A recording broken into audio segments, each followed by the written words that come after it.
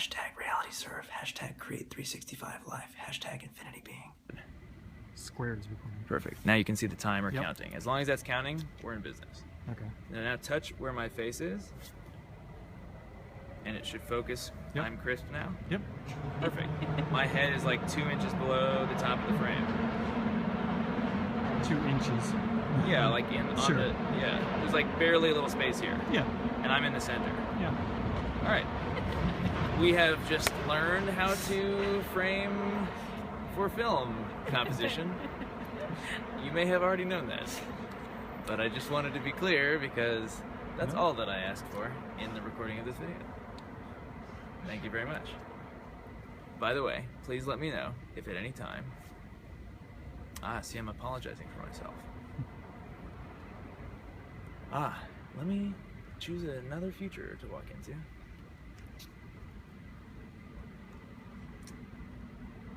And the thought goes, okay, just be it. Just be it. Just be it. Instead of all the meta narrative before I do something. It's like, just be it. Just internalize it. So here's the being. See, that jumped out real meta real quick, just to like point at the thing in there, and like now we're back out here. Alright, so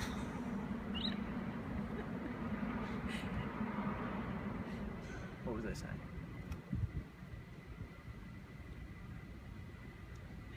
This is what I was saying.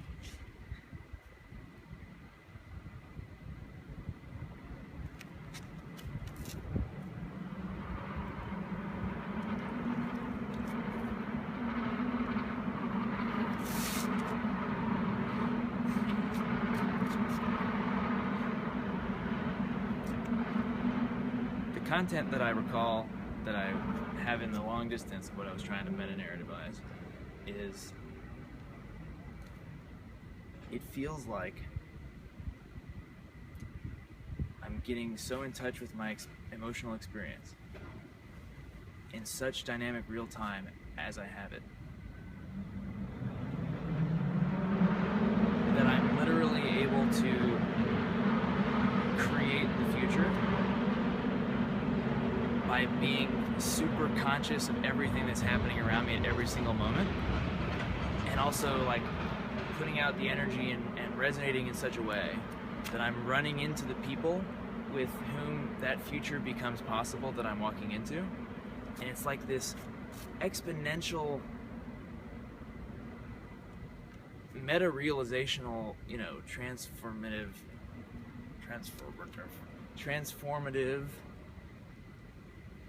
learning journey and growth is what it feels like. But the question is that I'm fucking testing, and this is what I mean by like seeing what's possible in reality. Like, since I've been in San Francisco, I've just been seeing what's possible in reality. I'm coming up on like kind of a hard deadline in a couple months. One that, like, I'm okay letting go of the future that would arise should I not successfully pass through this threshold that might make my life a lot easier going forward, which is paying off $10,000 in credit card debt in 2 months.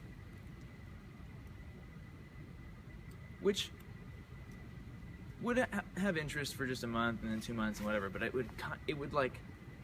be the whole 15 months of interest all slapped at once.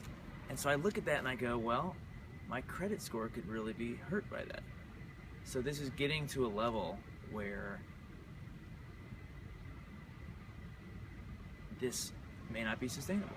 Like this might be, you don't want to be dealing with a relationship to reality where money and time are limitations in life. Because then there's two major forces going against oneself that, like, as you move in that direction, it becomes, I don't know, maybe like exponentially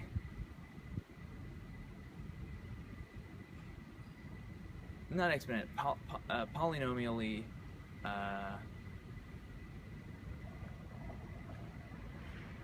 more complex to, not complex, more expensive in terms of real resources of the body and, you know, of one's energy and whatever, that make it very difficult to like gain on life, so to speak. Like you'll kind of like sink potentially further into a hole, or it just, life won't get better. Or you'll have to find a way for it to still be meaningful, but that's difficult. Like, when time and money are the like things that you mostly literally spend your time thinking about, then you're not feeling life's beauty magic.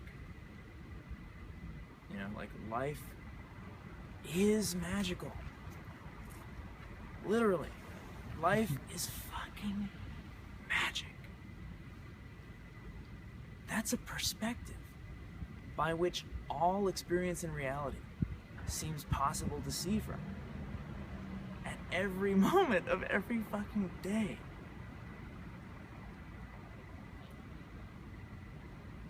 And I'm testing this theory, this perspective, right now. I have 2 more months to like not get to the point where the interest hits, because it'll all hit at once. So I'm like, okay, pay off $10,000 in 2 months. But Jared, isn't it possible to be able to do anything? You know, like, if you let go of all your fear, isn't the idea that anything is possible? $10,000 in 2 months? I don't know. Like, if what I'm thinking is true,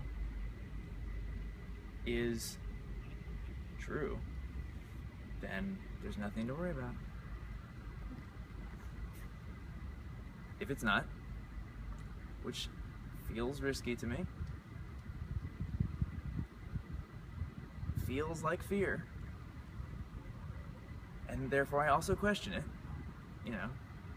And maybe I'm looking at that fear as death, some bad thing, some kind of hell, or that I would walk into if what I think is bad would happen. Maybe that's a projection of a judgment. That's the other question that's going through my mind. Am I just projecting some kind of self-judgment and seeing it as a fear? Well, seeing it as a bad thing and feeling it as a fear. And so I have these questions, I have these meta questions about money, basically, and debt and stuff like that. I'm even sitting here thinking about taxes. I mean, like, I found out about a girl, I was told about a girl last night or the night before, that a friend said, oh, you should meet this friend, who apparently tore up her passport. She's a nomad. She's realized how to like get through life without like identification from the government. What? That seems to be the path I'm heading on literally the past 3 weeks in Oregon and LA. Portland and LA. I only carried this stuff with me, not these 2 things. This is all I had in my pocket for 3 weeks of my life, including 2 plane tickets. This is a temporary driver's license issued by California. This is a credit card. This is a couple dollars, and that's a debit card, right? I almost never used either of these. I spent, I think the total cost of the trip was approximately $200 after airfare. Okay, so we're talking, and plus I went to Portland and then I went to LA for a wedding, so I saw my friend get married in LA, and then I took a bus back up to San Francisco. So those 3 things for 3 weeks of my life, I haven't really done the math like this. This is interesting. For those 3 weeks, this is interesting, don't you know? Like I need to comment on my own. It's interesting. There it is again. That's the meta thing. It's interesting. As I was saying, as we walk into the future of what's possible, I spent, this is not bragging. Is that judging myself? I spent approximately $400 for 3 weeks of my life in the United States of America.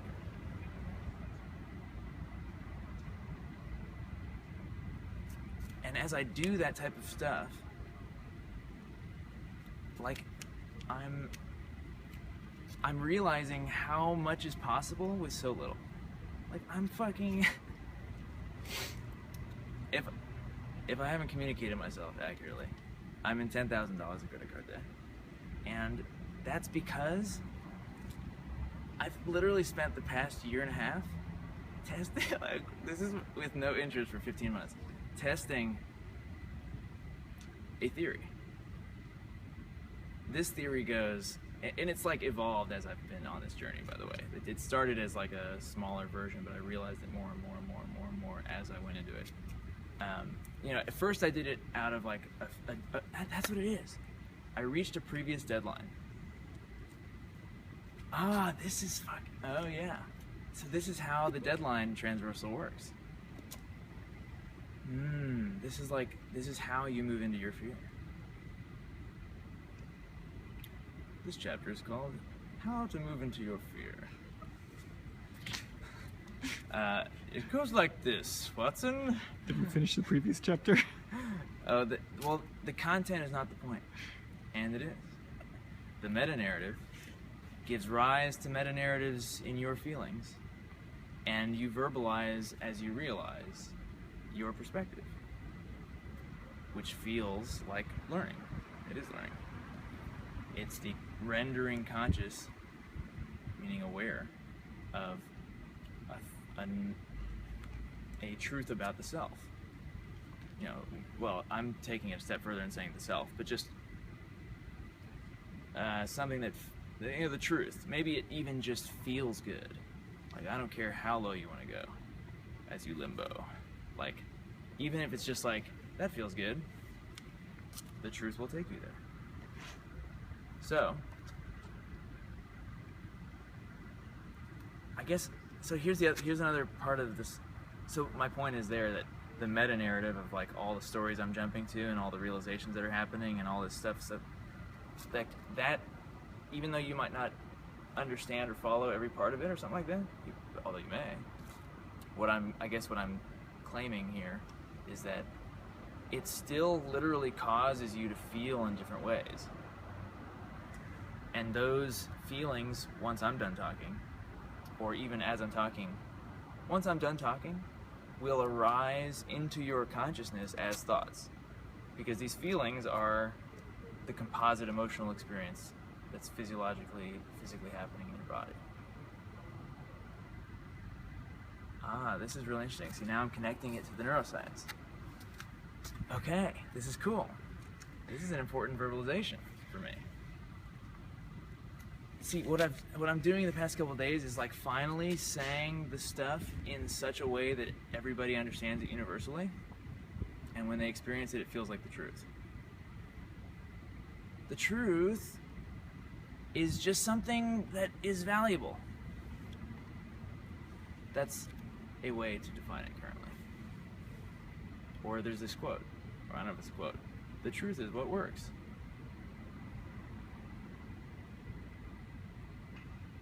Meaning, as one experiences through one's direct sensational, emotional, feeling, conscious experience, that goodness, that feeling, it could be, you know, as one experiences the truth, it feels beautiful. How is it the truth? It seems like the truth because it's all been tested internally. Like, I'm literally testing this theory right now. Can I do anything in life without money? Hey everybody. Ah. Hey everybody. Hey everybody. Welcome to the Patreon of the human being known as Jared Shive. Here we are viewing Patreon videos and other media, maybe not on even Patreon. If you'd like to follow on Patreon, you can go to reality.surf. All these films are uploaded for free.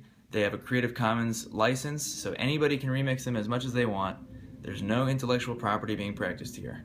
We are practicing free creativity jam. Hashtag free creativity jam at multiple levels in multiple ways. So, I invite you to participate in the Create 365 Life Challenge or opportunity. Doesn't have to be a challenge. Hashtag Create 365 Life or create365.life. That's a URL. Like .com, but .life. So, this is a video on the internet with this organism called Jared Shive, also called Dreama. And feel free to subscribe. If you want to support the sustainability of this journey, my intention is to use money as a transitional technology into a moneylessness existence, way of being. Not that I don't judge money whatsoever. It has been a beautiful transitional technology, and I'm here to. I'm a social experiment in whether it is possible to live without money, whether we all can, in fact. So, the intention being, if we take away money, we take away stress and tension. Maybe people can feel free to do what they want. Maybe there's a sustainable future that we could all be very conscious in together and thrive even more so than maybe we do now without that technology. Transitional technology. Loving it all the while for its entire history. So, feel free to chip in if you like. Feel free to not do that. Whatever you do, it's an invitation, not an obligation. You can watch all this for free. It's all good. And if you'd like to keep following, I'm on Twitter, Jared Shive, that's JaredScheib. Instagram, Jared Shive. Facebook, Jared Shive. JaredShive.com, that's a version of me. Unconditioned.al, that's a version of me at a meta level. And, yeah, reality.surf. Enjoy. Have a magical... See, there's the acting right there. Have a magical day, and thank you.